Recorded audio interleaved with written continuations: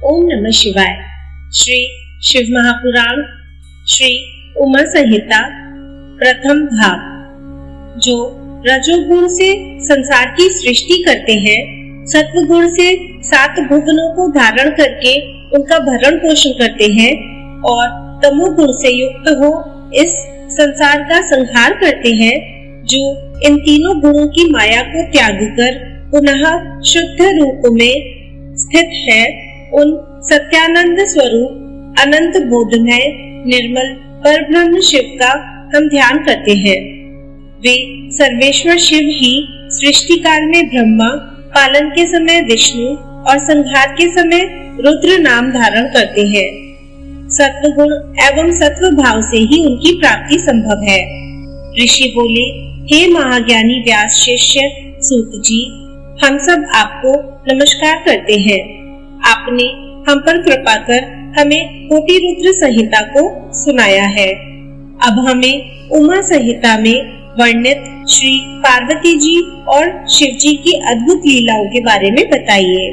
ऋषियों की इस प्रार्थना को सुनकर सूत जी बोले, हे मुनिगणों, आपकी प्रसन्नता के लिए मैं परम दिव्य भोग और मोक्ष प्रदान करने वाले इस मंगलमय चरित्र को सुनाता हूँ।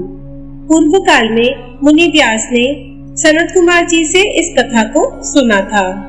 सनत कुमार जी बोले, हे व्यास जी, श्री कृष्ण पुत्र पाने की इच्छा लेकर कैलाश पर्वत पर तपस्या करने पहुँचे। वहाँ उन्होंने उपमन्यु को तपस्या करते देखा और उनसे सब बातें कही तथा शिव महिमा बताने के लिए भी कहा। तब उपमन्यु बोले, हे श्री कृष्ण, एक बार जप करते हुए मैंने शिव जी का दर्शन किया। उनके पास अव्यय, गुहा एवं अनेक दिव्य अस्त्र शस्त्र भी थे। शिव जी का त्रिशूल अत्यंत शक्तिशाली है एवं सागर के जल को एक पल में सुखा सकता है। इसी त्रिशूल से शिव जी ने लवणासुर का वध किया था। वहाँ मैंने एक फरसा देखा जो अत्यंत तीक्ष्ण धार वाला था। यही फरसा शिव जी ने परशुराम को दिया था। साथ ही वहाँ सुदर्शन चक्र भी था जो करोड़ों सूर्य के समान प्रकाशित हो रहा था। शिव जी का पिनाक नामक धनुष, तलवार, गदा आदि अस्त्र भी मैंने वहाँ देखे। तत्पश्चात मैंने त्रिलोकीनाथ कल्याणकारी भगवान शिव को वहाँ पर देखा। उनके दाहिनी ओर ब्रह्मा जी हंस से जुते विमान में बैठे थे और बाईं ओर श्री हरि विष्णु गरुड़ पर बैठे थे। मनु, भृगु आदि ऋषिगण, देवराज इंद्र सहित सभी देवता वहां उनके सम्मुख खड़े हुए थे। रुद्र जी के पास ही नंदी एवं अन्य भूतगण बैठे हुए थे। सभी हाथ जोड़कर अपने आराध्य देव की स्तुति कर रहे थे। उन्हें देखकर मैंने भी सर्वेश्वर शिव की स्तुति करनी आरंभ कर दी। तभी शिव जी ने मुझे साक्षात दर्शन दिए और बोले, हे ब्राह्मण, मैं आपकी भक्ति से प्रसन्न हूँ, अपना मनचाहा वर मांगो। शिव जी के उत्तम वचनों को सुनकर मैंने हाथ जोड़कर कहा, हे देवादिदेव महादेव, यदि आप मुझ पर प्रसन्न हैं तो मुझे अपनी अविरल भक्ति प्रदान कीजिए। प्रभु, मुझे मेरे परिवार सहित दूध भात का भोजन सदा मिलता रहे। उपमन्यु के वचन सुनकर शिव जी बोले, तथास्तु, तुम सब मुनियों में परम ऐश्वर्यशाली होगे तथा तुम्हें सदैव अमृतमय शीर की प्राप्ति होगी। जब भी तुम भक्ति भाव से मेरा ध्यान करोगे, मैं तुम्हें दर्शन दूंगा। यह कहकर शिव जी वहाँ से अंतर्ध्यान हो गए। हे कृष्ण, भगवान शिव ही सब तत्वों के ज्ञाता हैं। वे ही सर्वेश्वर हैं और इस संसार का हित और कल्याण करने वाले हैं। अतः पुत्र प्राप्ति हेतु तुम शिव जी की आराधना करो। श्री कृष्ण जी ने उपमन्यु से पूछा, हे ब्राह्मण राज, भगवान शिव के पूजन से जिन शिव भक्तों का उद्धार हुआ है, अर्थात शिव जी की विशेष कृपा जिन्हें प्राप्त हुई है, उनके विषय में बताइए। श्री कृष्ण के प्रश्न को सुनकर उपमन्यु बोले, हे कृष्ण, राक्षस राज हिरण्यकश्यप ने शिव जी को अपनी घोर तपस्या से प्रसन्न किया। तब उन्होंने उसे ऐश्वर्य संपन्न राज्य प्रदान किया। उसी का पुत्र नंदन भी शिव जी से वरदान पाकर युद्ध में विजयी हुआ और उसने देवराज इंद्र को 10,000 वर्षों तक अपना दास बनाए रखा। इसी प्रकार सतमुख राक्षस ने शिव पूजन कर 1000 पुत्र प्राप्त किए। जब ऋषि याज्ञवल्क्य ने शिव जी की आराधना से उन्हें प्रसन्न किया तो वे वेदों के महान ज्ञाता हुए। व्यास मुनि को भी शिव कृपा से वेद, पुराण, इतिहास एवं शास्त्रों का ज्ञान प्राप्त हुआ। एक बार की बात है, शिव जी के क्रोध से पृथ्वी का सब जल सूख गया था। तब सब देवताओं ने शिव जी को उनकी आराधना करके प्रसन्न किया। उस समय शिव जी ने अपने कपाल से जल प्रकट किया था। राजा चित्रसेन की भक्ति से प्रसन्न होकर शिव जी ने उन्हें निर्भय कर दिया। शिव भक्ति से एक साधारण से गोप श्रीकर को परम सिद्धि प्राप्त हुई। सीमंतिनी के सोमवार के व्रत के पुण्य एवं भक्ति फल से शिव जी ने उसके पति चित्रांगद की रक्षा की। चंचुला नामक व्याभिचारिणी स्त्री के गोकर्ण में कथा सुनने से भक्त वत्सल भगवान शिव ने उसके सभी पापों का नाश कर दिया और उसके पति बिंदुक को भी सद्गति प्रदान की। महाकाय नामक व्याध ने शिव भक्ति से सद्गति पाई। महामुनि दुर्वासा को शिव भक्ति से मोक्ष की प्राप्ति हुई। यही नहीं, ब्रह्मा जी ने शिव आराधना द्वारा इस पूरी सृष्टि की रचना की। मार्कंडेय जी भगवान शिव की कृपा से ही दीर्घायु हुए। भगवान शिव के वर से ही शांडिल्य जगत प्रसिद्ध एवं पूजनीय हुए। इस प्रकार मैंने आपको शिव जी के अनेकों भक्तों के बारे में बताया जिन्हें शिव कृपा से रिद्धि सिद्धि की प्राप्ति हुई। श्री कृष्ण जी ने उपमन्यु से पूछा, हे महामुनि, क्या भगवान शिव मुझे भी दर्शन देंगे? उनकी बात सुनकर उपमन्यु बोले, अवश्य ही भगवान शिव आपको दर्शन देंगे। मैं आपको एक अद्भुत मंत्र बताता हूँ जिसके जाप से निश्चय ही शिव जी प्रसन्न होकर न केवल आपको दर्शन देंगे अपितु आपकी पुत्र प्राप्ति की इच्छा भी अवश्य पूरी करेंगे। तब उन्होंने श्री कृष्ण को शिव महिमा का वर्णन करते हुए पंचाक्षरी मंत्र ओम नमः शिवाय की दीक्षा दी। उपमन्यु से सारी विधि विधान जानकर श्री कृष्ण ने शिव जी को प्रसन्न करने हेतु जटाजूट धारण किया और फिर अपने पैर के अंगूठे पर खड़े रहकर कठिन तपस्या आरंभ कर दी। श्री कृष्ण को भक्ति पूर्वक शिव उपासना करते करते 15 माह बीत गए। 16वां महीना लगते ही सर्वेश्वर शिव ने प्रसन्न होकर श्री कृष्ण को श्री पार्वती जी सहित दर्शन दिए और बोले, हे कृष्ण, आप मेरे परम भक्त हैं। आपकी इस भक्तिपूर्ण आराधना से मैं बहुत प्रसन्न हूँ। मांगो, क्या मांगना चाहते हो? शिव जी के ऐसे वचन सुनकर श्री कृष्ण बोले, हे देवादिदेव महादेव जी, आपने मुझे दर्शन देकर आज मेरा जीवन सफल कर दिया। भगवान, मैं आपसे चाहता हूँ कि मैं सदा धर्म के मार्ग पर चलूं और संसार में यश प्राप्त करूं। मेरा निवास आपके पास हो और आप में मेरी सदा दृढ़ भक्ति बनी रहे। मैं सदा युद्ध में विजयी रहूं। मैं शत्रुओं का नाश कर योगी जनों का प्यारा बनूं और मुझे 10 पराक्रमी पुत्रों की प्राप्ति हो। श्री कृष्ण के वचनों को सुनकर शिव जी ने प्रसन्नता पूर्वक उन्हें सभी वर प्रदान कर दिए। श्री पार्वती जी ने लोक कल्याण हेतु ब्राह्मणों की सेवा करने का वर प्रदान किया। तत्पश्चात शिव पार्वती अंतर्ध्यान हो गए। तब श्री कृष्ण भी प्रसन्नता पूर्वक उपमन्यु के पास पहुँचे और उन्हें अपने वरदान के बारे में बताकर वे अपनी नगरी द्वारका को चले गए।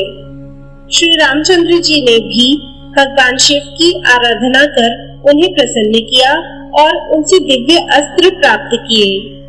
शिव जी के आशीर्वाद के फलस्वरूप उन्होंने लंका के विशाल समुद्र पर पुल बनाकर लंकेश्वर रावण को मारकर अपनी पत्नी सीता को मुक्त कराया।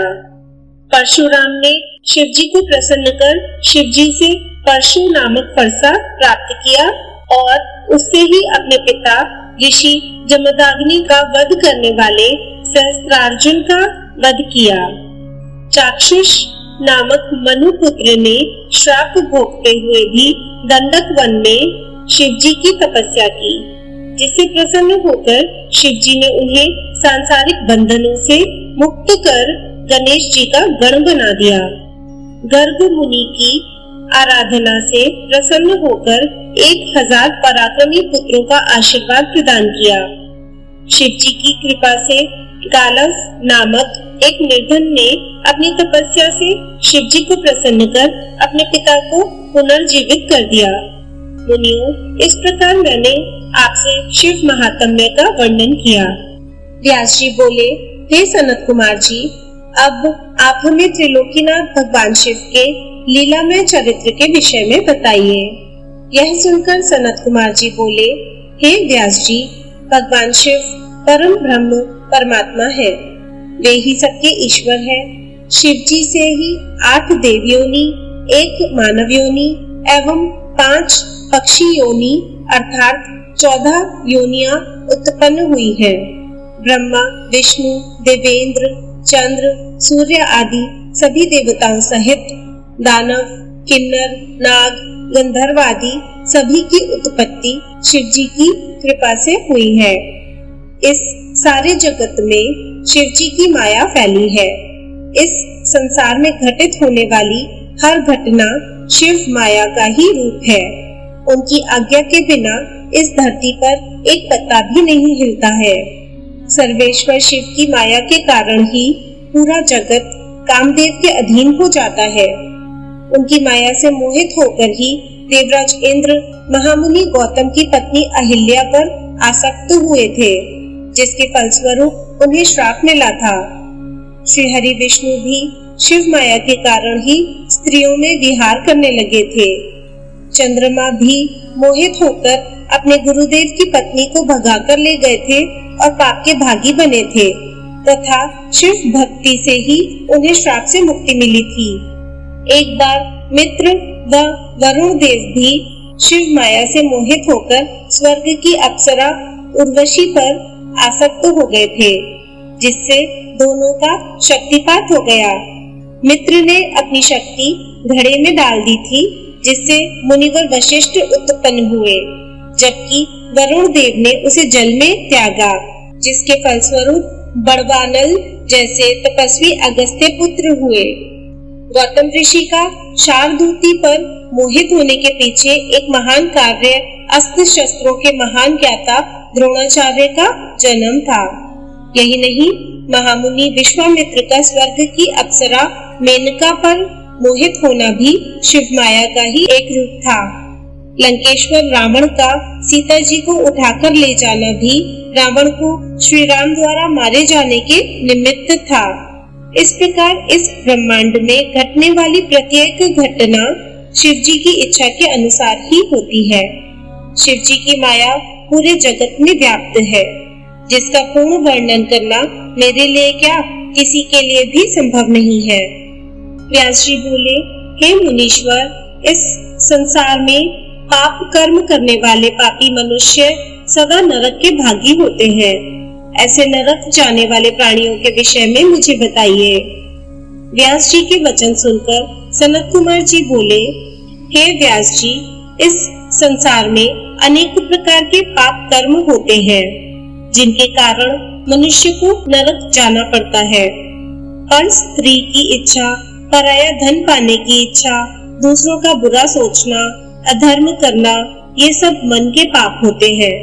इसी प्रकार झूठ बोलना, कठोर बोलना, दूसरों की चुगली करना, ये वाणी द्वारा किए गए पाप कर्म होते हैं।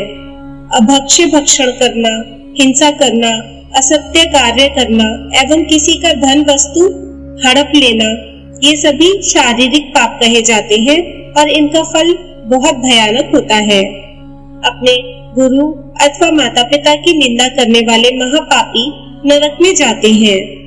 यही नहीं, ब्राह्मणों को कष्ट देना, शिव ग्रंथों को नष्ट करना भी महापाप माना जाता है।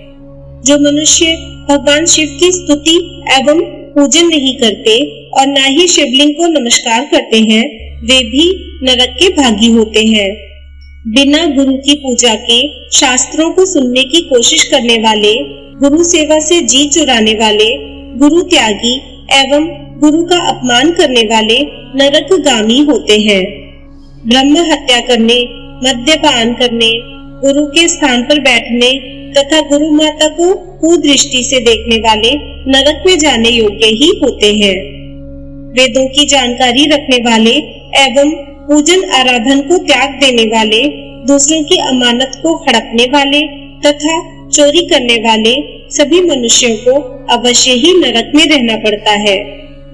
पर स्त्री का भोग करने वाले अथवा व्यभिचार करने वाले मनुष्य अवश्य ही नरक में जाते हैं। यही नहीं, पुरुष, स्त्री, हाथी, घोड़ा, गाय, पृथ्वी, चांदी, वस्त्र, औषध, रस, चंदन, अगर, कपूर, पट्टे, कस्तूरी आदि को अकारण ही बेच देने वाले मूर्ख मनुष्यों को नरक अवश्य भोगना पड़ता है। हे मुनियों, इस प्रकार मैंने आपसे ऐसे कृत्यों का वर्णन किया जो कि महापाप माने जाते हैं और जिनके कारण मनुष्य को नरक की घोर कष्टदायक यातनाएं झेलनी पड़ती हैं। सनत कुमार जी बोले, हे व्यास जी, किसी भी बात पर घमंड या अभिमान करना, क्रोध, कपट व साधुओं से द्वेष रखना, किसी अन्य पर अकारण कलंक लगाना, शिवालय के वृक्ष और बगीचे में लगे पेड़ के फल, फूल, टहनियां तोड़ना एवं हरियाली को उजाड़ने वाले, किसी के धन को लूटने वाले अथवा किसी के धन धान्य या पशुओं को चुराने वाले, जल को अपवित्र करने वाले, स्त्री या पुत्र को बेचने वाले, अपनी स्त्री की रक्षा ना करने वाले, दान ना करने वाले, असत्य बोलने वाले, शास्त्रों के अनुसार कार्य ना करने वाले, दूसरों की निंदा करने वाले, पितृ यज्ञ व देव यज्ञ ना करने वाले, व्यभिचार करने वाले एवं भगवान में आस्था ना रखने वाले सभी मनुष्य पापी कहे जाते हैं। पर स्त्री पर आसक्त होना, हिंसा करना, बांस, ईंट, लकड़ी, पटिया, सींग काल आदि से मार्ग रोककर दूसरों की सीमा हथिया लेना, पशुओं एवं नौकरों से बुरा व्यवहार करने वाले एवं उन्हें दंड देने वाले, भिखारियों को भिक्षा ना देने वाले, भूखे को भोजन ना देने वाले, शिव मूर्ति को खंडित करने वाले, गाय को मारने वाले, बूढ़े बैल कसाईयों को देने वाले, दीन, वृद्ध, दुर्बल, रोगी को सताने वाले, शरणागतों पर दया ना करने वाले मूर्ख मनुष्य पाप के भागी होते हैं। अन्याय करने वाले राजा, ब्राह्मणों से कर वसूलने वाले, गरीबों से छीनकर धन एकत्रित करने वाले मनुष्य नरकगामी होते हैं। ब्राह्मण कुल में जन्म लेने के पश्चात भी बढ़ई, वैद्य, सुनार, शिल्प करने वाले, ध्वजा बनाने का कार्य करने वाले मनुष्य भी पापी होते हैं। जो किसी अन्य स्त्री को चुराकर अपने घर में रखते हैं, महापापी होते हैं। नीति के विपरीत व्यवहार करने वाले, घृत, तेल, अन्न, पैर, शहद, मांस, मद्य, कमंडल, तांबा, सीसा, रांगा, हथियार, शंख आदि की चोरी करने वाले वैद्य वैष्णव नरकगामी होते हैं। पशु, पक्षी, मनुष्य, दानव आदि सभी पापियों को निश्चय ही यमराज के अधीन जाना पड़ता है। एक दूसरे से असमानता का व्यवहार करने वाले दुष्ट पापियों को दंड देने वाले सभी के शासक यमराज है और मरने के पश्चात मनुष्य को यातनाएं भोगनी ही पड़ती हैं। इसलिए मनुष्य को अपने जीवन काल में ही अपने पापों का प्रायश्चित अवश्य ही कर लेना चाहिए। बिना प्रायश्चित किए पापों का नाश असंभव होता है। जो भी मनुष्य मन, वाणी और शरीर द्वारा जाने अनजाने में पाप करता है, वह अपने दुष्कर्मों का फल अवश्य ही भोगता है। सनत कुमार जी ने महामुनि वेदव्यास से कहा, हे महामुनि, इस संसार में पाप करने वाले सभी मनुष्यों को यमलोक जाकर अपने पापों का फल अवश्य भोगना पड़ता है। पुण्यात्मा जीव उत्तर दिशा के मार्ग से यमलोक जाते हैं, जबकि पापी मनुष्यों को दक्षिण दिशा की ओर से यमपुरी जाना पड़ता है। वैवस्वत नगर और यमपुरी के बीच की दूरी 86,000 योजन की है। धर्मात्मा मनुष्य जो दयालु प्रवृत्ति के हैं, सुगम मार्ग से पहुंच जाते हैं, जबकि पापियों को बड़े कठिन मार्ग से जाना पड़ता है। उनके रास्ते में नुकीले कांटे, गरम बालू व छुरियों जैसे नुकीले कंकड़, कीचड़, सुइयां, अंगारे, लंबे अंधकार युक्त वन, बर्फीले मार्ग, गंदा पानी, सिंह, भेड़िए, बाघ, मच्छर एवं अनेक तरह के जहरीले और भयंकर कीड़े, सांप, सुअर, भैंसे एवं अनेक भयानक जीव, भूत प्रेत एवं डाकिनी शाकिनी उस पापी मनुष्य को रास्ते में कष्ट देने के लिए खड़े रहते हैं।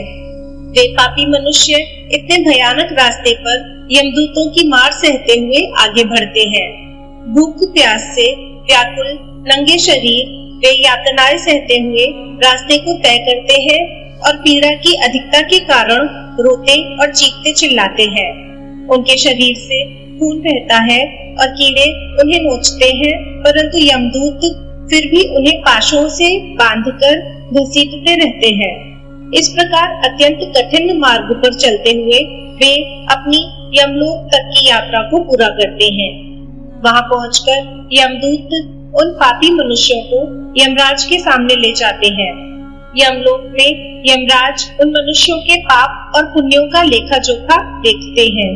पुण्यात्माओं को यमराज प्रसन्नता पूर्वक उत्तम विमान में बैठाकर सादर स्वर्गलोक भेज देते हैं, परंतु यदि उन्होंने कुछ भी पाप किए होते हैं तो उन्हें उनका दंड अवश्य भोगना पड़ता है तथा अपने पापों को भोगने के पश्चात उन्हें यमदूतों द्वारा स्वर्ग भेज दिया जाता है। परंतु ऐसे मनुष्य जो सदा ही पाप कर्मों में संलिप्त रहते हैं, उनको यमराज का बड़ा भयानक रूप देखने को मिलता है।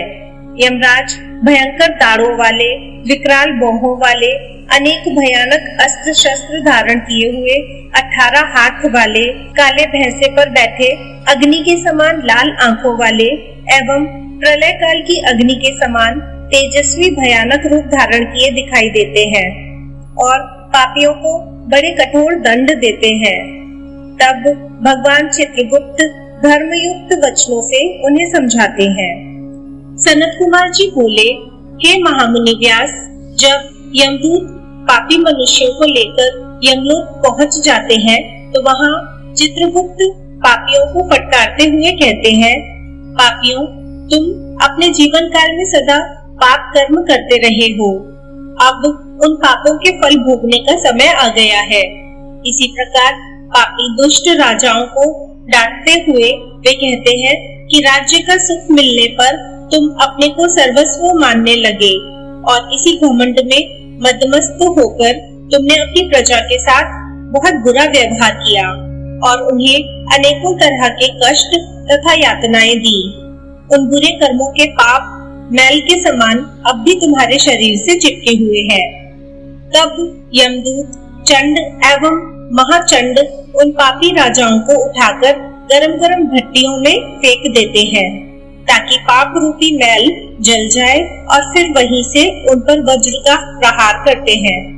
इस प्रकार की यातना से उनके कानों से खून बहने लगता है और वे बेहोश हो जाते हैं। तब वायु का स्पर्श कराकर उन्हें पुनः होश में लाया जाता है। तत्पश्चात उन्हें नरक रूपी समुद्र में डाल दिया जाता है। पृथ्वी के नीचे नरक की 7 कोटियां हैं जो कि घोर अंधकार में स्थित हैं। इन सबकी 28 कोटियां हैं। घोरा कोटि, सुघोरा कोटि, अति घोरा, महाघोरा, चोर रूपा, तलातला, मया अका, कालरात्रि, भयोतरा, चंडा, महाचंडा, चंड कोलाहला, प्रचंड, चंड नायका, पद्मा, पद्मावती, भीता, भीमा, भीषण नायिका, कराला, विकराला, वज्रा, त्रिकोण, पंचकोश, सुदीर्घ, अखिलार्दित, समभीम, समलाभ, उग्रदीप्त प्रायः नामक ये 28 नरक कोटि है जो कि पापियों को यातना देने वाली हैं। इन नरक कोटियों का निर्माण पापियों को यातना देने के लिए ही किया गया है। इसके अतिरिक्त इन कोटियों के 5 नायक भी हैं। यही 100 रौरव प्राक एवं 140 महानरकों को महानरक मंडल कहा जाता है। सनत कुमार जी कहते हैं, जिस प्रकार सोने को अग्नि में तपाकर ही कुंदन बनाया जाता है, उसी प्रकार पापियों की जीवात्माओं को भी शुद्ध करने हेतु नरक की अग्नि में डाला जाता है। सर्वप्रथम पापियों के दोनों हाथों को रस्सियों से बांधकर उन्हें पेड़ पर उल्टा लटका दिया जाता है। उनके पैरों में लोहा बांध दिया जाता है ताकि दर्द से तड़पते हुए प्राणी अपने द्वारा किए गए पापों को याद करे। तत्पश्चात उन्हें तेल के उबलते हुए कड़ाहे में इस प्रकार भूना जाता है जिस प्रकार हम बैंगन भूनते हैं। फिर उन्हें अंधकार युक्त कुओं में ढकेल दिया जाता है जहाँ पर अनेकों प्रकार के कीड़े एवं भयानक जीव उन पर चिपट जाते हैं, उन्हें नोचते और खाते हैं। इस प्रकार पापी जीवों को अनेक प्रकार की यातनाएं भोगनी पड़ती हैं। फिर कुओं से निकालकर उन्हें पुनः नरक में फेंक दिया जाता है। वहाँ पर उनकी पीठ पर बड़े बड़े हथौड़े से, जो कि तपाए हुए होते हैं, उनकी पीठ को छलनी कर दिया जाता है। कहीं उन पापी आत्माओं को आदि से चीरा जाता है। फिर उन पापात्माओं को मांस व रुधिर खाने के लिए बाध्य किया जाता है। इस प्रकार वे पापात्मा मनुष्य अनेकों कष्टों को भोगते हैं। उनका शरीर अनेक प्रकार की यातनाएं भोगता है। तत्पश्चात वे यमदूत पापियों को निरुद्वास नामक नरक में डाल देते हैं। यहाँ रेत के भवन होते हैं जो कि भट्टी के समान तपकर उन्हें पीड़ा पहुँचाते हैं। वहीं पर पापी प्राणियों के हाथ, पैर, सिर, माथे, छाती और शरीर के अन्य अंगों पर आग में तपते हुए हथौड़ों से एक के बाद एक अनगिनत प्रहार किए जाते हैं। तत्पश्चात उन्हें गर्म रेत में फेंक दिया जाता है। फिर गंदे कीचड़ में फेंक दिया जाता है। कुंभी पाक नामक नरक में पापात्माओं को तेल के जलते हुए कड़ाहों में पकाया जाता है। फिर लाजाभक्ष सूची पत्र में डाल दिया जाता है।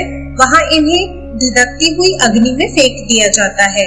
फिर यमदूत अपने वज्र के समान कठोर प्रहारों से इन पापियों को छलनी करते हैं और उनके घावों पर नमक भर देते हैं।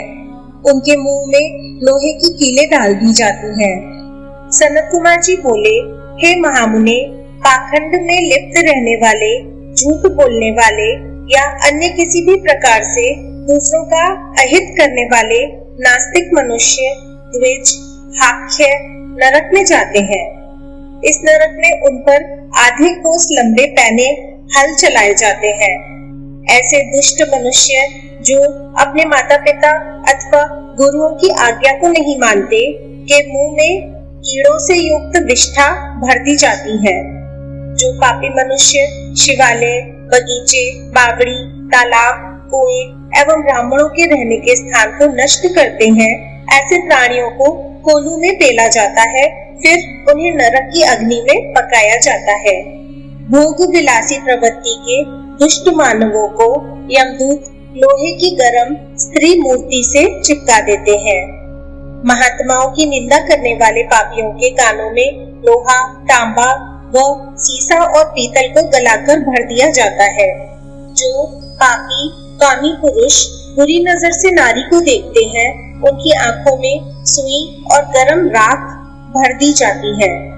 जो पापी महात्माओं के दिए गए धर्म संबंधित उपदेशों की अवमानना करते हैं और धर्म शास्त्रों की निंदा करते हैं, उनकी छाती, कंठ, जीभ, होठ, नाक और सिर में 3 नोकों वाली कीलें ठोक दी जाती हैं और उन पर मुद्गरों से चोट की जाती है।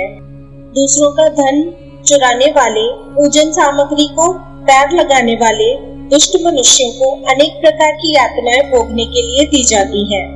जो पापी धनी होते हुए भी दान नहीं करते और घर आए भिखारी को खाली लौटा देते हैं, ऐसे पुरुषों को घोर यातनाएं सहनी पड़ती है। जो सत्पुरुष भगवान शिव का पूजन करके विधि विधान से उनका हवन करने के पश्चात शिव मंत्र को जाप करके यम मार्ग को रोकने वाले श्याम एवं शबल नामक शबनों एवं पश्चिम, वायव्य, दक्षिण और नैऋत्य दिशा में रहने वाले पुण्य कर्मों वाले कौओं को बलि देते हैं, उन मनुष्यों को कभी यमराज का दर्शन नहीं करना पड़ता है।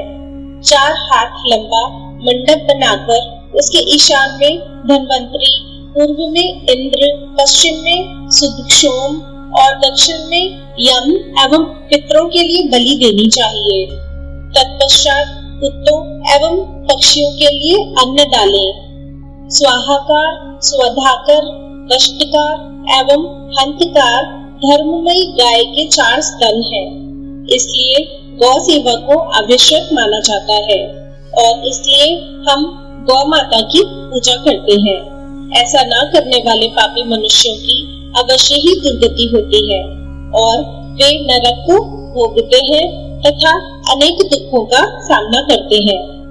व्यास जी बोले, प्रभु, पापी मनुष्यों को अनेक दुख भोगते हुए यमलोक का रास्ता तय करना पड़ता है।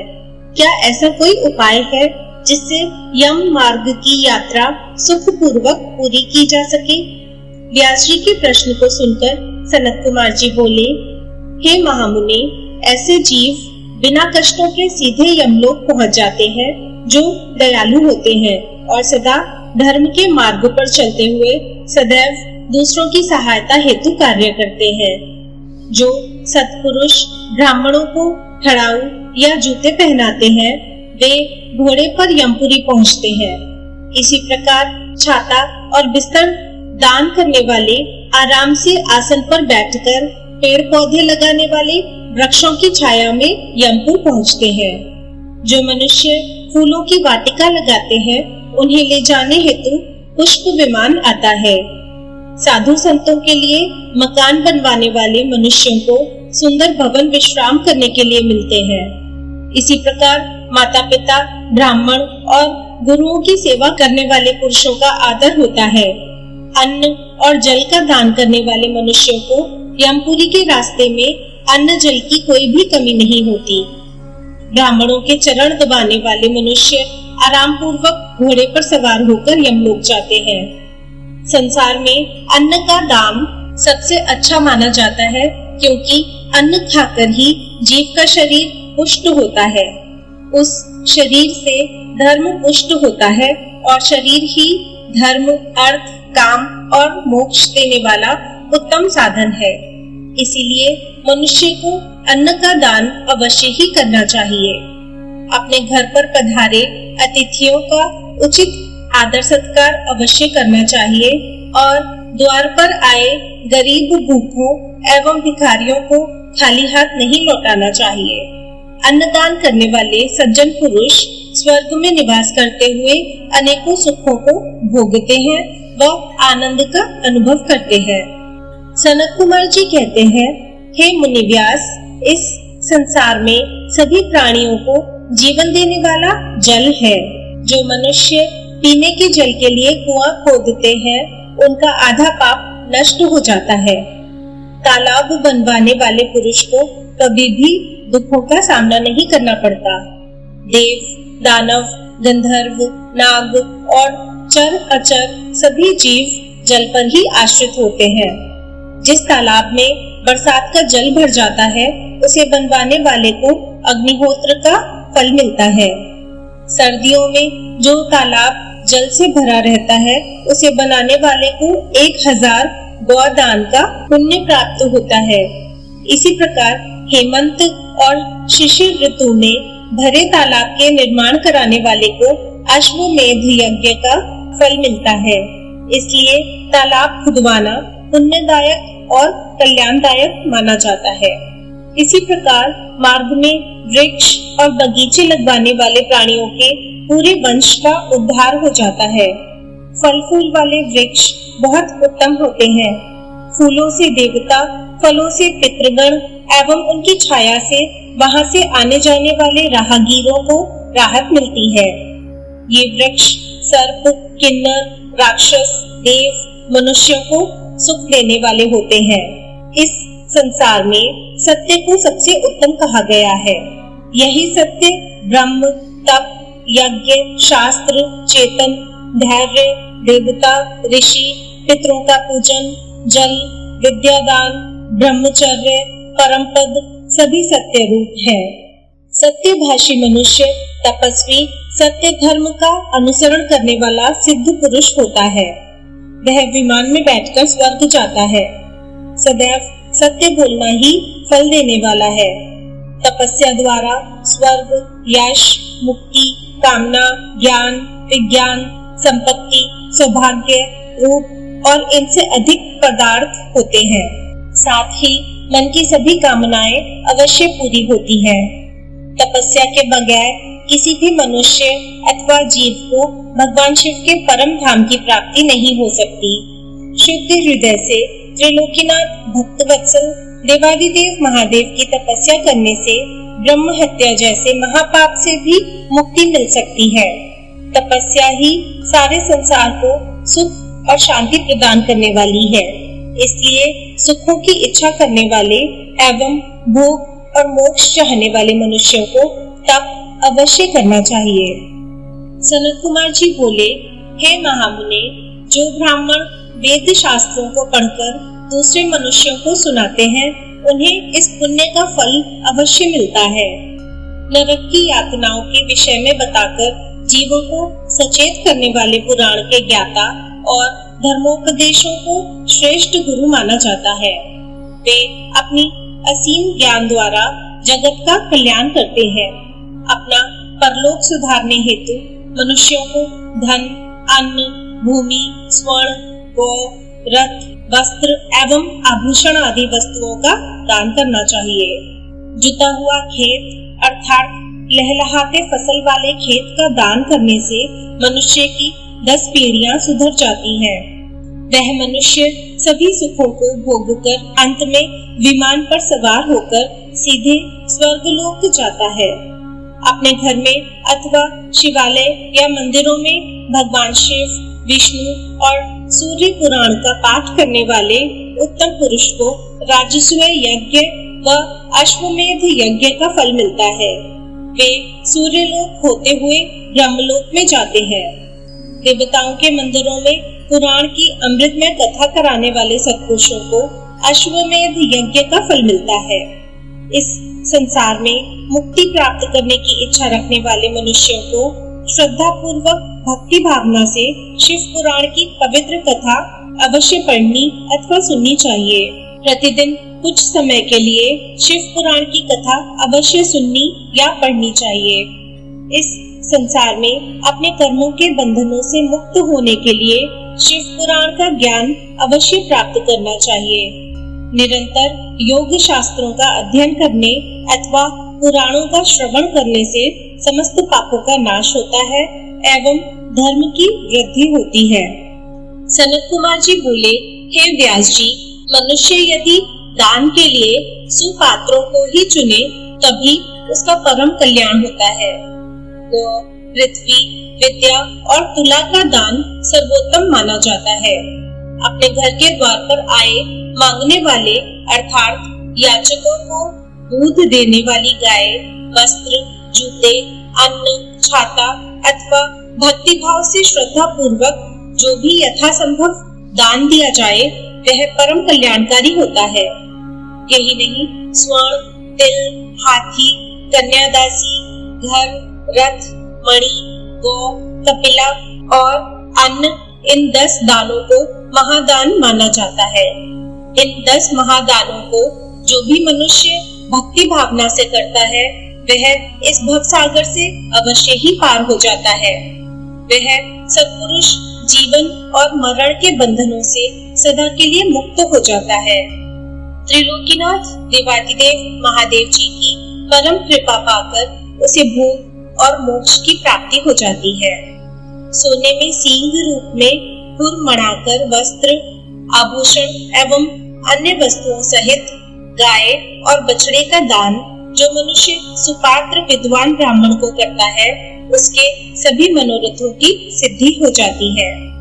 वह जीव इस लोक में सभी सुख भोग कर शिवलोक को जाता है। उसे लोक परलोक में सभी इच्छित वस्तुओं की प्राप्ति होती है। मन में मुक्ति की इच्छा लेकर किया गया दान अवश्य ही हितकर होता है। इस जगत में तुला के दान को भी उत्तम माना जाता है। तुला दान करने वाले मनुष्य को चाहिए कि वह मन ही मन शिव जी का स्मरण करके उनसे प्रार्थना करे कि वे उसका कल्याण करे। तराजू के एक पलड़े में बैठकर दूसरे पलड़े में अपनी शक्ति के अनुसार द्रव्य भरे और जब दोनों तरफ वजन बराबर हो जाए तो उस द्रव्य को किसी सुपात्र ब्राह्मण को दान करें। ऐसा दान करते समय शुद्ध हृदय से कल्याणकारी भगवान शिव से प्रार्थना करें कि हे प्रभु, मैंने बचपन से लेकर अब तक अपने जीवन में जाने अनजाने जो भी पाप किए हों, उन्हें आप अपनी कृपा दृष्टि से भस्म कर दें। हे ऋषिगणों, इस प्रकार तुला दान से जीव सभी पापों से मुक्त हो जाता है तथा सीधे स्वर्गलोक को जाता है और वहीं निवास करता हुआ सभी उत्तम भोगों को भोगता है। सनत कुमार जी बोले, हे व्यास जी, अब मैं आपको ब्रह्मांड के विषय में बताता हूँ। यह ब्रह्मांड जल के बीच में स्थित है और त्रिलोकीनाथ भगवान शिव के अंश शेषनाग ने इसे अपने फन पर धारण कर रखा है एवं श्री हरि विष्णु इसका पालन करते हैं। सभी देवता और ऋषि मुनि साधु संत सृष्टि के कल्याण हेतु शेषनाग का प्रतिदिन पूजन करते हैं। इन्हीं शेषनाग को अनंत नाम से भी जाना जाता है।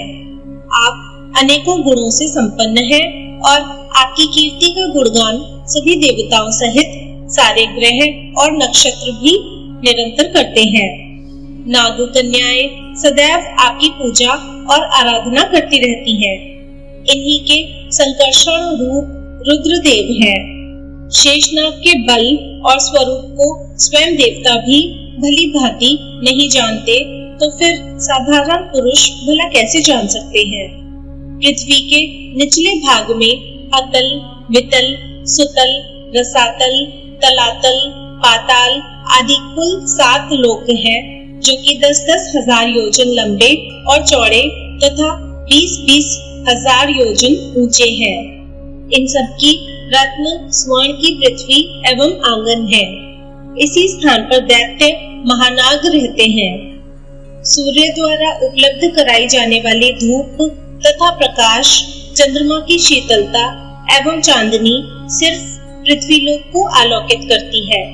यहीं पर सर्दी, गर्मी और वर्षा नामक अनेक ऋतुएं होती हैं। इस प्रकार पाताल लोक में सभी प्रकार के सुख विद्यमान हैं, जो कि जीवों की सभी आवश्यकताओं को पूरा करने में पूर्णतः सक्षम है। धरा में जल के अनगिनत स्रोत हैं, जो कि अपने स्वच्छ और निर्मल जल से जीवों की प्यास बुझाते हैं। भौरे यहाँ पर सदा गुंजार करते हैं। यहाँ पर अनेक सुंदर अप्सराएं नृत्य करती हैं और गाना गाती हैं। पाताल लोक में अनेक प्रकार के वैभव और विलास उपलब्ध है और यहाँ पर अनेक सिद्ध मनुष्य, दानव और नाग अपने द्वारा की गई तपस्या के उत्तम फल को भोगते हैं।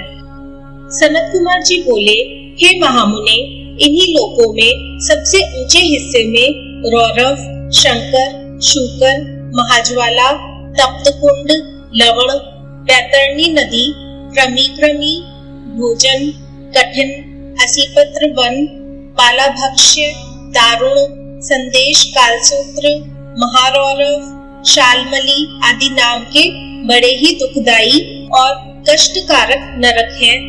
इन नरकों में आकर पापी मनुष्य की आत्मा अनेक यातनाएं भोगती है। जो ब्राह्मण असत्य के मार्ग पर चलता है, उसे रौरव नामक नरक को भोगना पड़ता है। चोरी करने वाला, दूसरों को धोखा देने वाला, शराब पीने वाला, गुरु की हत्या करने वाले पापी कुंभी नरक में जाते हैं। बहन, कन्या, माता, गाय व स्त्री को बेचने वाला और ब्याज खाने वाले पापी तपते लोह नरक के वासी होते हैं। गाय की हत्या करने वाले, देवता और पितरों से बैर रखने वाले मनुष्य कृमिभक्ष नरक को भोगते हैं। इस नरक में उन्हें कीड़े खाते हैं।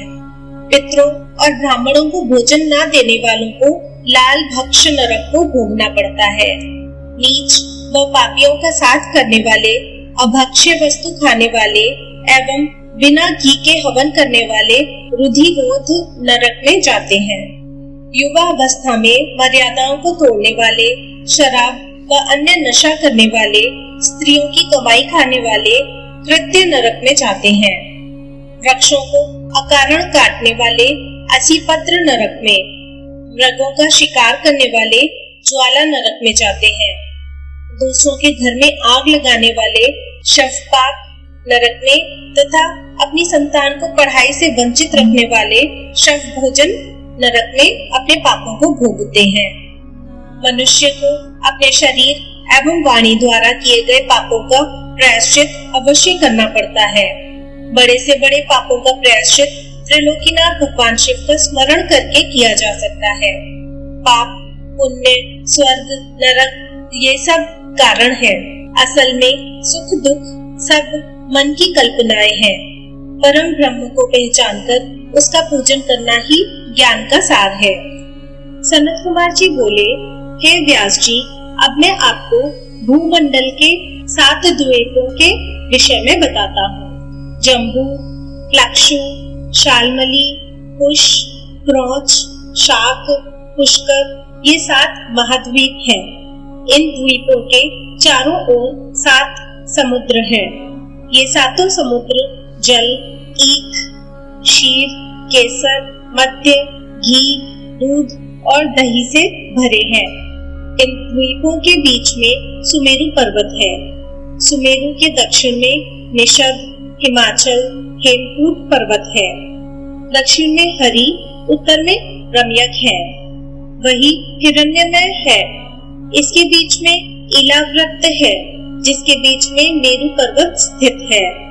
मेरु पर्वत के पूर्व दिशा में मंदिर, दक्षिण दिशा में गंधमादन, पश्चिम दिशा में विपुल एवं उत्तर दिशा में सुपार्श्व शिखर स्थित है। इनके ऊपर कदम्ब, जामुन, पीपल आदि वृक्ष हमेशा ही पाए जाते हैं। जम्बू द्वीप में जामुन के पेड़ों से बड़े बड़े फल गिरते हैं। इसके फलों का रस धारा के रूप में बहता हुआ जम्बू नदी के नाम से जाना जाता है। मेरु के पूर्व में भद्राशव, पश्चिम में कोतुमाल तथा इसके बीच में इलाव्रत है। पूर्व में चैत्र रथ, दक्षिण में गंधमादन, पश्चिम में विभ्राजय, उत्तर में नंदन वन है। यहीं पर अरुणोद, महाभद्र, शीतोद और मानस नामक सरोवर है।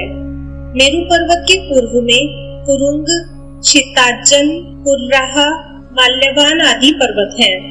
दक्षिण में शिखिर, चित्रकूट, पलंग, रुचक, निषद, कपिल नामक पर्वत है। पश्चिम दिशा में सिनीवास, कुशुंभ, कपिल, नारद, नाग आदि स्थित है। उत्तर दिशा में शंखचूर्ण, ऋषभ, हंस, काल, जरा और केशराचल आदि पर्वत स्थित है। सुमेरु नामक पर्वत पर ब्रह्मा की शातकोणपुरी विद्यमान है। शातकोणपुरी के पास ही अमरावती, तेजोवती, संयमनी, कृष्णांगना, श्रद्धावती, गंधवती, यशोवती नामक 8 पुरियां हैं। शतकोणपुरी के बीच में पतित पावनी गंगा नदी चंद्रमंडल को भेद कर सीता, अलकनंदा, चक्षु एवं भद्र धाराओं में बट जाती है। सीता पूर्व दिशा से, अलकनंदा दक्षिण से, चक्षु पश्चिम से तथा भद्रा उत्तर दिशा में बहते हुए महासागर में गिरती है। सुनील, माल्यवान, निषद, गंधमादन आदि पर्वत सुमेरु पर्वत के चारों ओर खिली हुई कलियों के समान है। इसी प्रकार केतुमाल, बत्राश्च, पुष्प, मर्यादा, लोक पर्वत, लोकपदम भारत के चारों ओर पत्तों की तरह खड़े हैं। देवकूप पर्वत पर केवल धर्मात्मा पुरुष ही रह सकते हैं। वहाँ पापी मनुष्य नहीं जा सकते। यहाँ पर रोग, शोक, कष्ट नहीं सताते और वे 12,000 वर्षों की आयु पाते हैं। व्यास जी बोले, हे ब्रह्मपुत्र सनत कुमार जी, अब आप हमें सातों द्वीपों के विषय में बताइए। यह सुनकर सनत कुमार जी बोले, हे व्यास जी, मैं आपको सातों द्वीपों के बारे में बताता हूँ। जम्बू द्वीप हिमालय के दक्षिण समुद्र से उत्तर की ओर फैला 9,000 योजन जम्बू द्वीप है। यह कर्म भूमि भी कहलाता है। यहीं पर मनुष्यों को अपने द्वारा किए गए अच्छे और बुरे कर्मों का फल भोगना होता है। इंद्रधुम्न, कसेरू, ताम्रवर्ण, गमस्तिमान नाग द्वीप, सौम्य, गंधर्व, वारुण व भारत खंड है। इसके दक्षिण में ऋषि मुनि निवास करते हैं। जम्बू द्वीप के बीच में क्षत्रिय, ब्राह्मण, वैश्य एवं शूद्रों का निवास है। यहीं पर मलय, महेंद्र, स्वहा, सुदामा, ऋक्ष, विंध्याचल और पारियात्र 7 विशाल पर्वत हैं। पारियात्र पर्वत पर वेद, स्मृति एवं पुराण प्रकट हुए। ये सभी सद्ग्रंथ पापों का नाश करने वाले हैं। ऋक्षित पर्वत का विशाल क्षेत्र ऋक्षद्वीप के नाम से जाना जाता है। इसी स्थान से समस्त पापों का नाश करने वाली गोदावरी, भीमरथी, ताप्ती व अन्य नदियां बहती हैं। कृष्णावेणी नदियां स्वहा पर्वत से कृतमाला और ताम्रवर्णी मलयाचल पर्वत से बहती हैं। महेंद्र पर्वत से त्रिमाया, ऋषिकुल्या और कुमारी नदियां बहती हैं। इन पवित्र नदियों के मार्ग में अनेक शहर, गांव आदि पड़ते हैं। ये पवित्र नदियां वहां निवास करने वालों की प्यास को शांत करती हैं। यही नहीं, उनके पापों का नाश भी इनके जल के स्पर्श से हो जाता है। लक्षद्वीप क्षीर समुद्र से घिरा हुआ है। इसी समुद्र पर गोमंत, चंद्र, नारद, दोदुर, सोनक, सुमन, भैभ्राज नामक पर्वत है। अनुतप्त, शिखी, पापहनी, त्रिदिवा, कृपा, अमृता, सुप्रभा नामक 7 नदियां लक्षद्वीप की शोभा बढ़ाती हैं। यहाँ के मनोहर वातावरण में देवता और गंधर्वों सहित अनेक जातियां निवास करती हैं। इस द्वीप में निवास करने वाले प्राणियों की रक्षा के लिए देवाधिदेव महादेव का ब्रह्मा और विष्णु भी पूजन किया करते हैं। शाल्मली द्वीप के बीचों बीच सेमल का एक विशाल वृक्ष है। यहाँ पर श्वेत, हरित, जीमूत, रोहित, बैकल, मानस, सुप्रभु नामक वृक्ष है। इसी द्वीप पर शुक्ला, वक्ता, हिरण्या, चंद्रा, शुभ्रा, विमोचना, निवृत्ता नाम की सुंदर नदियां बहती हैं। ये पवित्र एवं निर्मल नदियां भक्तगणों की प्यास बुझाती हैं। अपना कार्य पूर्ण करते हुए यहाँ के निवासी ब्रह्मा, विष्णु व शिव जी का पूजन करते हैं। क्रौच द्वीप धृतोद समुद्र से बाहर दही से घिरा है। विशाल क्षेत्र में फैला द्वीप है। यहाँ पर क्रौच, वामन, अंशकारक दिवावृत्ति, मन, कुंडरी, दुदुम्बी आदि पर्वत एवं गौरी, कुमुदती, संध्या, मनोजवा, शांति, पुंडरीक नामक अनेक बड़ी नदियां स्थित हैं। शाकद्वीप दही समुद्र के बाहर दूध के सागर से घिरा है। यहाँ पर शाक का बहुत बड़ा वृक्ष स्थित है। उद्याचल, अस्ताचल, जलंधर, विवेक, केसरी नामक पर्वत हैं। सुकुमारी, नलिनी, कुमारी, रेणुका, इक्षु, रेणुका और गर्भास्थ नामक नदियां स्थित हैं। यहाँ के सुंदर मनोरम स्थलों पर सभी जाति के लोग रहते हैं। पुष्पकर द्वीप क्षीर समुद्र से बाहर का जो क्षेत्र मधुर जल से घिरा है, वह पुष्पकर द्वीप कहलाता है। यहीं पर मानस पर्वत स्थित है। यहाँ निवास करने वाले मनुष्य सभी प्रकार के रोगों से दूर रहते हैं।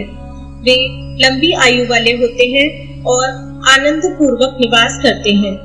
पुष्पकर द्वीप के महावीत खंड में ब्रह्मा जी का निवास माना जाता है और यहाँ रहने वाले देवता और दानव उनको पूजते हैं। इस प्रकार मनुष्यों के निवास करने हेतु पृथ्वी पर 7 लोक स्थित हैं, जिन्हें 7 द्वीपों के नाम से जाना जाता है। सनत कुमार जी कहते हैं, हे महामुनि व्यास जी, पृथ्वी लोक के जिस भाग पर सूर्य और चंद्रमा का प्रकाश पड़ता है वह स्थान भूलोक कहलाता है। पृथ्वी लोक से हजारों योजन ऊपर सूर्य मंडल है और इससे ऊपर चंद्र मंडल है। चंद्र मंडल से 10,000 योजन ऊपर ग्रह और नक्षत्रों का साम्राज्य है। इससे ऊपर सप्तऋषि मंडल है और उसके ऊपर ध्रुव मंडल स्थित है। ध्रुव मंडल से, जो कि पृथ्वी का सबसे ऊंचा मंडल है, 1 करोड़ योजन नीचे भू, भुवः, स्वः नामक 3 लोक स्थित है। इनके बीच में कल्प निवासी ऋषि रहते हैं। ध्रुव मंडल से ऊपर महलोक स्थित है। महलोक में सनक, सनंदन, सनातन, कपिल, आसुरी, बोड़, पच्चशिख नामक ब्रह्मा जी के 7 पुत्र निवास करते हैं। इसी महलोक से 2 लाख योजन ऊपर शुक्र ग्रह स्थित है। शुक्र ग्रह से 2 लाख योजन दूर बुध है। बुध से 10 लाख योजन दूरी पर मंगल ग्रह स्थित है। मंगल से 2 लाख योजन की दूरी पर बृहस्पति स्थित है। बृहस्पति से 2 लाख योजन की ही दूरी पर शनिश्चर मंडल स्थित है। ये सभी ग्रह अपनी राशियों पर आरूढ़ रहते हैं। जनलोक से 26 लाख योजन की दूरी पर तपलोक स्थित है। तपलोक से 6 गुनी दूरी पर सत्यलोक स्थित है। भूलोक पर ज्ञानी, महात्मा, सत्यपथ का पालन करने वाले ब्रह्मचारी निवास करते हैं।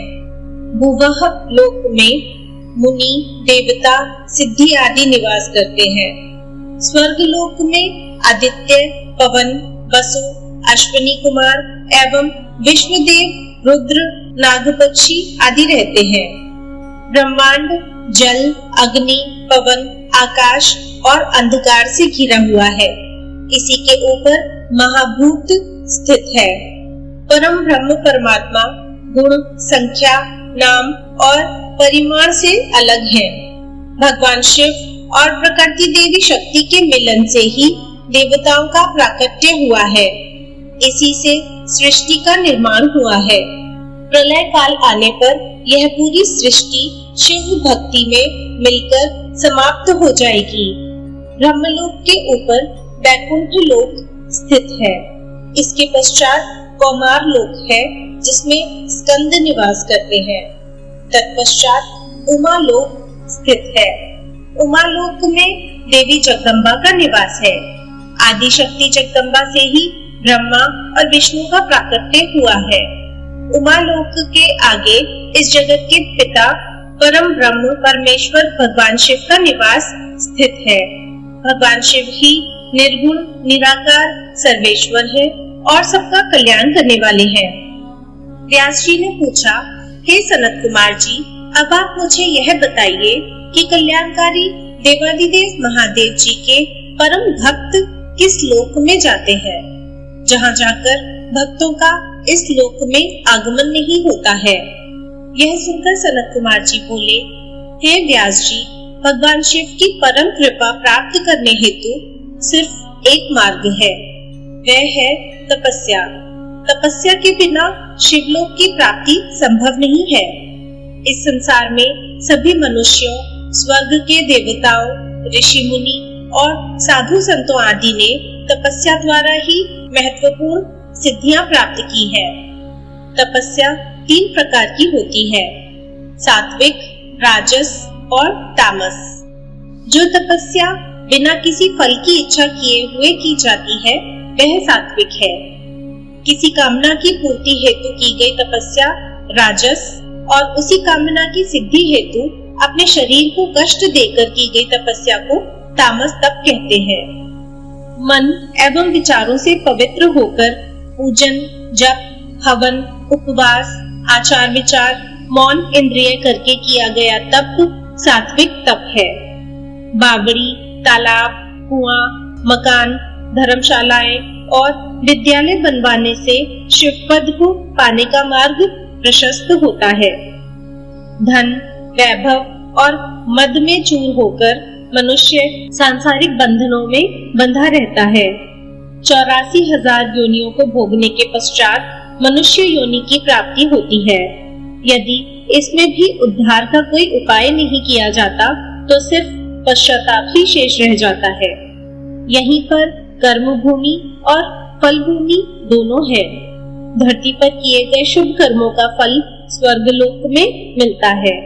इसलिए सदा सत्य के मार्ग का अनुसरण करें, दान पुण्य के मार्ग पर चलें। अपने जीवन काल में जिन्होंने कुछ समय के लिए त्रिलोकीनाथ भगवान शिव के नाम का स्मरण किया है, उन्हें भयानक नरक को नहीं भोगना पड़ता। हर प्रकार के दुख दर्द एवं पापों से मुक्ति दिलाने वाली शिव भक्ति ही है, जिसके द्वारा मनुष्य जीवन के बंधनों से मुक्त होकर शिव पद को प्राप्त करता है। व्यास जी बोले, हे सनत कुमार जी, यह माना जाता है कि ब्राह्मण कुल में जन्म मिलना कठिन है।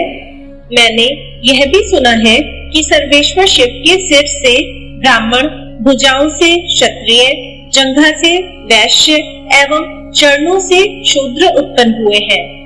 महर्षि, कृपा कर बताइए कि नीच मनुष्यों की क्या स्थिति होती है। व्यास जी के वचन सुनकर सनत कुमार जी बोले, हे महामुनि व्यास जी, मनुष्य अपने द्वारा किए गए पापों के कारण अपने स्थान से गिर जाता है। मनुष्य द्वारा किए गए शुभ व अच्छे कर्म मनुष्य के स्थान की रक्षा करते हैं। क्षत्रिय जाति में जन्म पाने वाले मनुष्यों को पूर्व जन्म में किए गए बुरे कर्मों के कारण ही क्षत्रिय वर्ण में जन्म मिला होता है।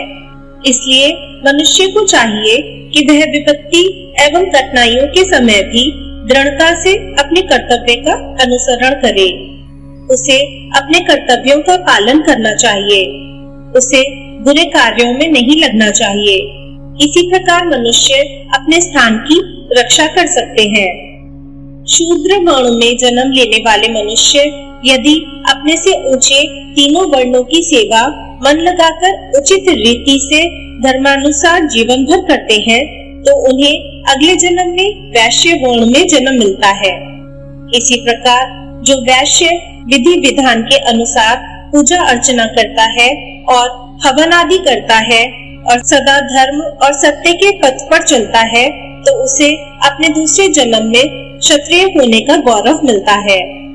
जो क्षत्रिय विधि पूर्वक यज्ञ और अनुष्ठान श्रेष्ठ ऋषिगणों के सानिध्य में पूरे करता है, वह अपने क्षत्रिय धर्म का सही से पालन करता है, उसे ब्राह्मण कुल में दूसरा जन्म मिलता है।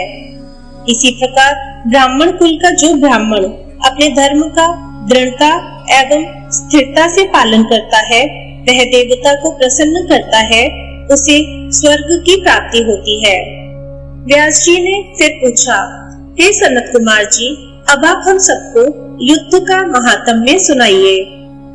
सनत कुमार जी बोले, हे महामुनि, जिस अद्भुत फल की प्राप्ति विभिन्न प्रकार के यज्ञों जैसे अग्निष्टोम आदि को विधि विधान से करने से नहीं होती, उस महाफल की प्राप्ति युद्ध द्वारा आसानी से हो सकती है। धर्म पूर्वक अपने पथ पर अडिग रहने वाला क्षत्रिय जो कि युद्ध में पराजित नहीं होता और ना ही युद्ध में ईंट दिखाता है, ऐसा वीर योद्धा जो लड़ते लड़ते युद्ध क्षेत्र में पराजित ना होकर वीरगति को प्राप्त होता है, उसे सीधे स्वर्ग लोक की प्राप्ति होती है। वह जीवन मृत्यु के बंधनों से मुक्त हो जाता है। अपने शत्रुओं को मारकर स्वयं भी मर जाने वाले क्षत्रियों को निश्चय ही स्वर्ग में स्थान मिलता है। युद्ध भूमि में प्राप्त हुई मृत्यु सभी जाति एवं वर्णों के लिए सुखदायक है। युद्ध के मैदान में यदि ब्राह्मण भी शास्त्रों को साथ लेकर युद्ध के लिए आता है तो उसका वध करना ब्रह्म हत्या नहीं होता और उसका पाप भी नहीं लगता। मरता हुआ मनुष्य यदि पानी मांगे तो उसकी प्यास बुझाना धर्म संगत है। कभी भी शरण में आए मनुष्यों को युद्ध में नहीं मारना चाहिए, अन्यथा ब्रह्म हत्या का पाप लगता है। व्यास जी बोले, हे महर्षि, आपने हमारी बहुत सी जिज्ञासाओं को शांत किया है। अब आप हमें जीव का जन्म, उसकी गर्भ में स्थिति एवं जीव के वैराग्य के बारे में बताइए। महामुनि व्यास के प्रश्न को सुनकर सनत कुमार जी बोले, हे मुनि, हमारे शरीर की पुष्टि रस एवं मैल से हुई है। मैल 12 रूपों में शरीर से बाहर होता है। कान, आँख, नाक, जीभ, दांत, लिंग, गुदा, मलाशय, स्वेद, कफ, विष्ठा, मूत्र आदि मल स्थान है। हमारा हृदय सभी नाड़ियों से जुड़ा हुआ है। इसी के द्वारा शरीर में रस पहुंचता है। यही रस आत्मा से परिपक्व होता है। जब यह रस पकता है तो सर्वप्रथम त्वचा का निर्माण होता है और त्वचा शरीर से लिपट जाती है। फिर खून बनता है। तत्पश्चात रोम, बाल, स्नायु, अस्थि, मज्जा पैदा होते हैं। ऋतु काल में स्त्रियों के शरीर में प्रवेश वीर्य शरीर का निर्माण करता है। 1 दिन में कलिल, 5 दिन में बबूला, 7 रात्रि में मांस पिंड बन जाता है। धीरे धीरे समय के साथ साथ जीव के अंग बनते जाते हैं। इस प्रकार जीव अपनी माता के गर्भ में बढ़ता है और उसका विकास होता है। अपनी माता द्वारा खाए गए भोजन के रस से ही उसे भी भोजन मिलता है। इस प्रकार अपनी माता के गर्भ में पलता हुआ जीव अपने बारे में विचार करता है। उसे सुख दुख की प्राप्ति भी अपने पूर्व जन्म के कर्मों के अनुसार होती है। उसे गर्भ में ज्ञान होता है कि मैं इसी तरह जन्म मरण पाता रहता हूँ और प्रत्येक योनि में अनेकों दुखों को भोगता हूँ। इसलिए मुझे अपनी आत्मा के उद्धार के लिए अवश्य ही कुछ करना चाहिए। गर्भ में जीव अनेकों कष्टों को भोगता है क्योंकि गर्भ भी एक प्रकार की कैद ही है। जीवात्मा गर्भ में इस प्रकार पड़ी रहती है जैसे उस पर कोई पहाड़ रखा हो। इस प्रकार गर्भ में वह अनेक कष्टों को भोगता है। गर्भ में अनेक दुख और यातनाएं झेलनी पड़ती हैं। तभी तो धर्मात्मा 7वें माह में ही जन्म ले लेते हैं और पापी 9 महीने तक गर्भ की परेशानियों और कष्टों को झेलते हैं। सनत कुमार जी बोले, हे महामुनि, हमारा शरीर रज और वीर्य के मिलने से बनता है। विष्ठा के गर्त में स्थित गर्भ में बनता है। इसी कारण इसे अपवित्र माना जाता है। इस अपवित्र देह को पंचगव्यों किंवा कुशाजला आदि किसी भी वस्तु से पवित्र नहीं किया जा सकता। शरीर को मिट्टी से मांजकर गंगा जल से धोने से भी कुछ नहीं होता। उसकी शुद्धि किसी भी प्रकार से नहीं होती। जिस प्रकार मलिन आत्मा अनेकों वर्षों तक भटकती रहती है, उसे किसी भी प्रकार से मुक्ति नहीं मिलती। दूषित पुरुष अग्नि की परिक्रमा एवं हवन यज्ञ आदि से भी पवित्र नहीं होते। मंदिरों एवं अन्य तीर्थ स्थानों पर निवास करने वाले जीव भी अपने कर्मों का फल भोगते रहते हैं। उन्हें वहाँ भी पवित्रता एवं शुद्धि नहीं मिलती। शुद्ध भावना से ईश्वर की स्तुति में लीन रहकर जीवन बिताने से ज्ञान की प्राप्ति होती है। ज्ञान से हमारा हृदय शुद्ध हो जाता है। ज्ञान रूपी जल एवं वैराग्य रूपी मृत्तिका से उसे शुद्धि प्राप्त हो जाती है। हमारा शरीर तो अपवित्र है। यह जानकर और समझकर मनुष्य यदि शांति से विचार करे तो उसे ज्ञान मिल जाता है। इस प्रकार वह जीवन से मुक्त हो जाता है। सच्चाई यह है कि सभी दुखों की जड़ यह मोह ममता है। यदि हम इसका त्याग कर दें तो फिर हमें सुख प्राप्त करने से कोई नहीं रोक सकता। वह जन्म मरण के बंधनों से मुक्त हो जाता है, परंतु ऐसा होता नहीं, क्योंकि जब गर्भ में ज्ञान प्राप्त करके जीव संसार में पैदा होता है तो फिर सब कुछ भूल जाता है। वह ईश्वर को पहचान नहीं पाता। आँख होने पर भी वह अंधा, कान होने पर भी बहरा हो जाता है। उसकी बुद्धि नष्ट हो जाती है और संसार में फंसकर वह दुख प्राप्त करता है। बालकपन व किशोरावस्था में जीव अनेकों दुखों को भोगता है। वह अपने कल्याण का रास्ता नहीं ढूंढ पाता। जवानी में उसमें काम क्रोध आदि की भावनाएं प्रबल हो जाती है। वह स्त्रियों का साथ पाना चाहता है। इस प्रकार के क्षणिक सुख को ही वह महासुख समझ लेता है और ईश्वर की ओर ध्यान नहीं देता। वह सांसारिक बंधनों में बंधकर अनेक दुखों को भोगता रहता है। व्यास जी बोले, हे मुनिराज, अब आप हमें पंचचूड़ा अप्सरा द्वारा वर्णित स्त्रियों के कुत्सित अर्थ के बारे में बताइए। व्यास जी के प्रश्न का उत्तर देते हुए सनत कुमार जी बोले, हे व्यास जी, एक बार देवर्षि नारद भ्रमण कर रहे थे तो पंचचूड़ा अप्सरा मिली। तब नारद जी ने उससे कहा, सुंदरी, आप मुझे स्त्री स्वभाव के बारे में बताइए। तब पंचचूड़ा ने कहा, हे देवर्षि, एक स्त्री होते हुए भला मैं स्त्रियों की बुराई कैसे कर सकती हूँ? आप स्त्री स्वभाव को स्वयं जानते ही हैं। नारियों का स्वभाव बड़ा रहस्यमय होता है। कुलीन और पवित्र कही जाने वाली स्त्रियां भी मर्यादा की रेखा को नहीं मानती।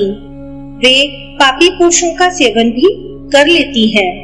सब पापों की जड़ नारी को ही माना जाता है। पुरुष द्वारा थोड़ा सा प्यार जताने पर स्त्रियां उसकी हो जाती हैं। आभूषण और वस्त्रों की चाह रखने वाली स्त्रियां कुसंगति में पड़कर बिगड़ जाती हैं। चंचल स्त्रियां बड़े बड़े विद्वानों और ऋषि मुनियों को भी मोह माया के झंझट में डालने वाली होती हैं। वे पुरुषों के साथ से कभी भी संतुष्ट नहीं होती। वे पुरुषों को देखते ही पाप की ओर उन्मुख हो जाती हैं। वे रति विलास को ही परम सुख मानती हैं। उन्हें धन वैभव की भी सदैव लालसा रहती है। सब प्रकार के दुर्गुण मिलकर भी स्त्री स्वभाव की समानता नहीं कर सकते। यमराज, मृत्यु, पाताल, बड़वानल, शूरधारा, विष, सर्प, अग्नि सब मिलकर भी स्त्रियों की बराबरी नहीं कर सकते। वे महादारुण होती हैं।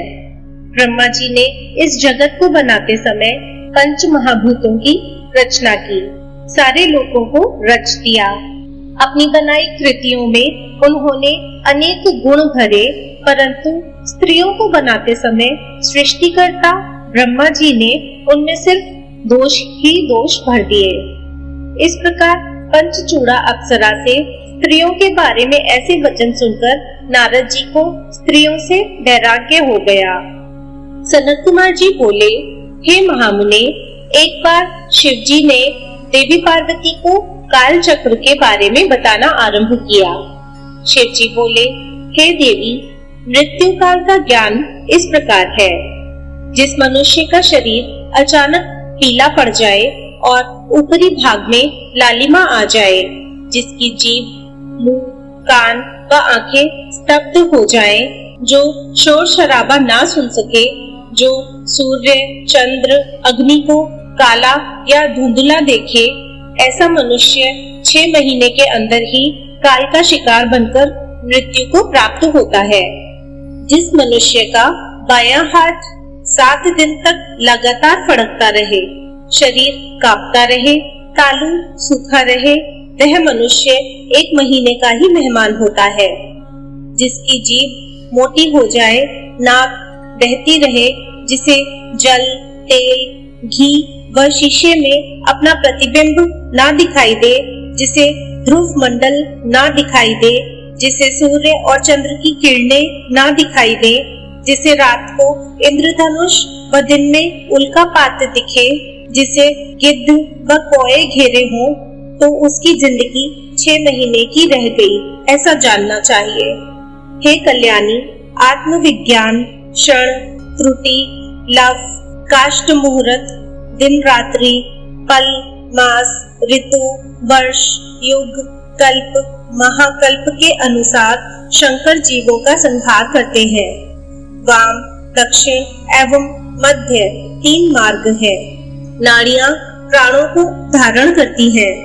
हमारे शरीर में 16 नाड़ियां हैं जो 4 स्थानों पर रहती हैं। इन्हीं सब के अनुसार ही आयु की प्राप्ति मनुष्य को होती है। नाड़ियों एवं वायु का प्रवाह मनुष्य को शेष आयु बिताने का कार्य करते हैं। इस प्रकार काल ज्ञानियों ने काल चक्र का वर्णन किया है। देवी पार्वती बोली, हे नाथ, आपने काल चक्र का वर्णन मुझे सुनाया। हे देवाधिदेव, अब कृपा करके इससे बचाव का उपाय भी मुझे बताइए। अपनी प्राणवल्लभा के इस प्रकार के प्रश्न को सुनकर त्रिलोकीनाथ भगवान शिव बोले, देवी उमे, पृथ्वी, जल, तेज, पवन और आकाश आदि 5 तत्वों के संयोग से इस भौतिक शरीर की उत्पत्ति होती है। आकाश सर्वव्यापक है और सब वस्तुएं उसी में लीन हो जाती हैं। एक बार मैंने क्रोधवश काल को जला दिया था।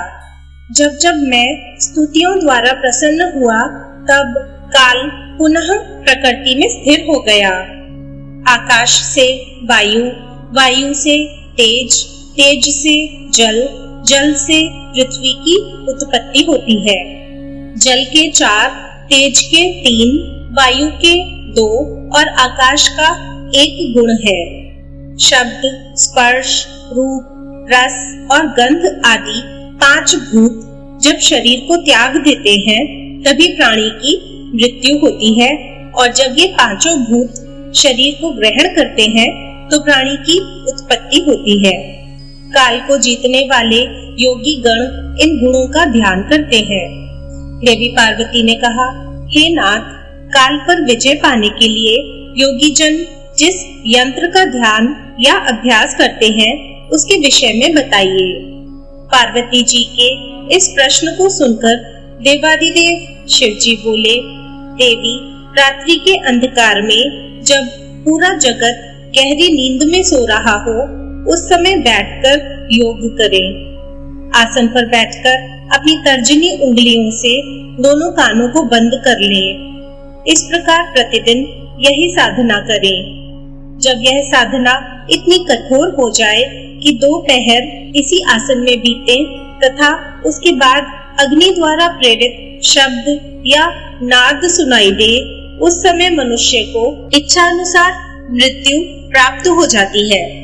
यह शब्द या नाद ब्रह्म रूप है, जो सुख तथा मुक्ति को देने वाला है। इस नाद ध्वनि या शब्द को सांसारिक मोह माया में लिप्त लोग भला कैसे जान पाएंगे? जिन उत्तम मनुष्यों को इसका ज्ञान प्राप्त हो जाता है, वे आवागमन के चक्र से छूट जाते हैं। उन्हें तत्व ज्ञान व मुक्ति की प्राप्ति होती है। यह नाद अनाहत है, जिसका उच्चारण नहीं किया जा सकता। योगी जन अपने प्रयत्न एवं ध्यान द्वारा इसे प्राप्त करते हैं। वे पापों से दूर होकर मृत्यु पर विजय पा लेते हैं। उसी से मृत्यु पर विजय प्रदान करने वाला शब्द उत्पन्न होता है। घोष, कांस्य, शृंग, घंटा, वीणा, वंशज, दुदुम्भी, शंखनाद व मेघ गर्जित नामक इन 9 शब्दों का ध्यान करने वाले ज्ञानियों एवं योगी जनों पर कभी कोई विपत्ति नहीं आती। इसी प्रकार एकाग्रचित होकर नियम पूर्वक तुकांग शब्द की स्तुति और ध्यान करने वाले मनुष्यों के लिए कुछ भी असाध्य नहीं होता। उसकी हर कामना की सिद्धि होती है और अभीष्ट फल मिलता है। उमा संहिता प्रथम भाग संपूर्ण। ओम नमः शिवाय।